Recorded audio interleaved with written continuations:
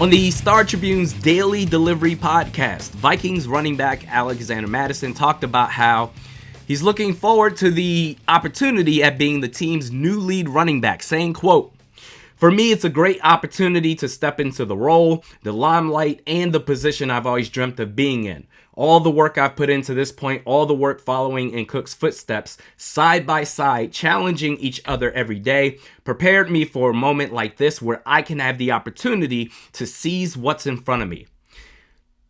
I was initially surprised at his return. I'm big on not giving second contracts out to running backs. If you're going to win a Super Bowl, that's the way to do it. But 2 years, $7 million, that's cheap. That's very team-friendly. Hell, that's cheaper than Bijan Robinson's deal, and he's a rookie. He's solid, Alexander Mattison is. He's not going to necessarily knock your socks off. He's not going to end up on SportsCenter's top 10, but he's serviceable. If you need 3 yards, he'll get you 4. But if you need 5 yards, he'll get you 4. In a sound system with proper play calling, he can produce. But what does that system look like post Dalvin Cook? The easy way to look at it, the most simple way, if you will, is to say, all right, if you take Cook's touches last year, 6th most rush attempts in the league, 264 total, nearly 1,200 yards on the ground, 8 touchdowns. If you swap out Cook's name with Mattison's and say, okay, hey, with 264 rush attempts, he can get over 1,000 yards, and instead of 8 touchdowns, maybe 6. Not bad. That's pretty solid. If you're thinking that the Vikings are going to use Mattison in the bell cow approach, I don't think that's going to happen. The more complex, more realistic way to look at it is, okay, the running back by committee. They're going to split it between at least 2 running backs, Mattison and Ty Chandler. For that, we need to review the Rams approach with Kevin O'Connell, the Vikings head coach now, but formerly the OC. With LA, we need to review their approach the last 2 years that he was there. Now, last year, first-year head coach KOC 2022 Vikings were 27th in total rush attempts. They gave Cook everything. Mattison, he just got the scraps. But in 21, Rams, they were 23rd in attempts, with close to a 50-50 split between Sony Michel and Darrell Henderson. The year before that, 2020, Rams were 7th in attempts, with a 3-way timeshare between Cam Akers, Darrell Henderson, and Malcolm Brown. O'Connell is used to the timeshare approach. He inherited Dalvin Cook. First year, all right, fine. Let's go ahead and give it a test run. Now that I'm in my second year at this job, do I still want a running back on a bad contract? No thanks. Running back by committee, at least 2 or 3 guys. And it's interesting, the split difference. 2-way split in 2021 with the Rams. 2020, 3 running backs used. Why was that? I would venture to say it was because of the quality of quarterback play. In 2021, when they won the Super Bowl, they had Matthew Stafford. He went off. 41 touchdowns to 17 interceptions, explosive offense, Cooper Kupp, my goodness. 2020, they had Jared Goff. Now, Goff has gotten so much better with the Detroit Lions, but he wasn't as good then in 2020 with the Rams as he is right now. 2020, Jared Goff, 20 touchdowns, 13 interceptions. Not great. So he needed more help. That's why they had a 3 running back split.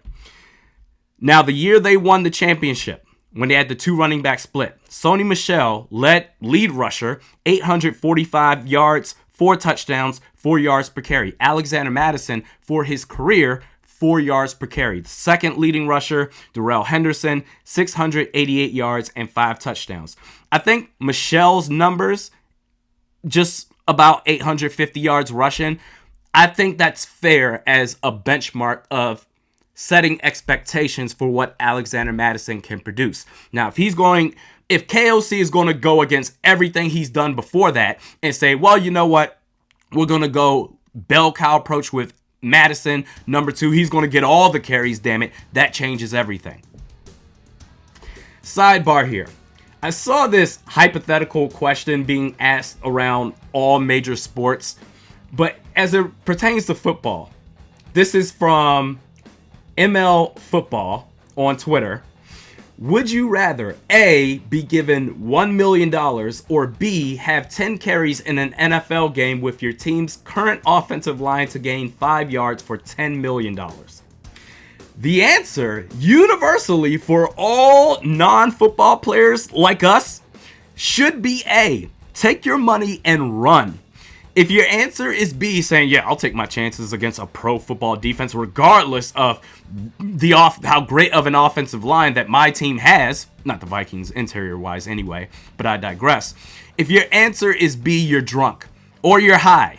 Either way, I need you to contact a friend, your spouse, a loved one to make sure that you're okay and that you get home safely. Folks, you remember those questions every year?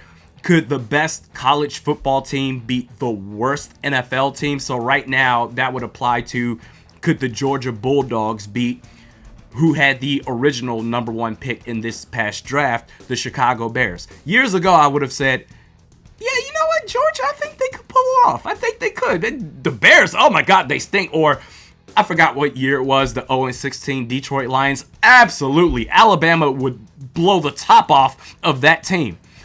And not that long ago, I was listening to, I believe it's called the New Heights podcast with the Kelsey brothers, Jason and Travis Kelsey, and they broke that question down as far as why it's so ridiculous to think that way is because, number one, the size of the players. These are some grown-ass men going from the college level to the pro level. Also, the speed. The way they explained it is that there's such a gap in difference between college speed and NFL speed to where you couldn't keep up. It's ridiculous to think that the best college team could beat the best or the worst NFL team. Even how bad they are, at the pro level, everybody's an All-American. To where in college, okay, half your team might get drafted. Okay, that's fine. Everybody got drafted. Everybody's a beast. And that's going from college to the pros. Us regular Joe Schmoes who didn't play college football at all, if you think that you can handle the speed of the NFL to say, yeah, I'll get, 5 yards? Yeah, 5 yards. What's that for $10 million? You have lost your mind. First off, you have to be committed to that play. If there's any sort of hesitation where it's like, oh, hopefully the holes open up, you're going to take that hit and just fly backwards minus 15 yards. And then all of a sudden, you're going to have to make up for that ground plus the 5 that you're trying to get for $10 million. Even if you're committed to that play, say, I'm going to shoot through this gap. I don't give a damn how often it takes. You get 10 carries to get 5 yards? I'm going to shoot through this. I'm determined, damn it. These players hit so hard, you're not going to make it. You're just not at all. Take your money and run.